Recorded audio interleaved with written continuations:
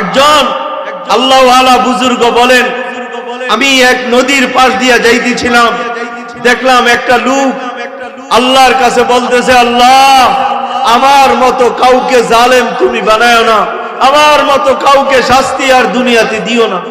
ওই আল্লাহওয়ালা বুজুর্গ তার কাছে গেল, যায় জিজ্ঞেস করে, ভাই তুমি এমন দোয়া আল্লাহর কাছে কেন করতেছো? এ বলে, ভাই আমি একজন সিপাহী, আমি একজন সৈনিক ছিলাম। তো কি হয়েছে? আমার এক জুলুমের ঘটনা আছে।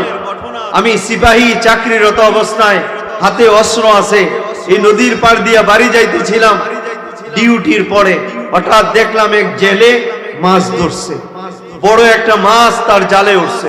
তো আমি তারে কইলাম, এই মাছটা আমারে দিয়ে দে। জেলে বলে, না ভাই আমি এই মাছ দিব না আপনাকে। তো আমি বললাম, তাইলে আমার কাছে বিক্রি কর। জেলে বলে, না আমি এটা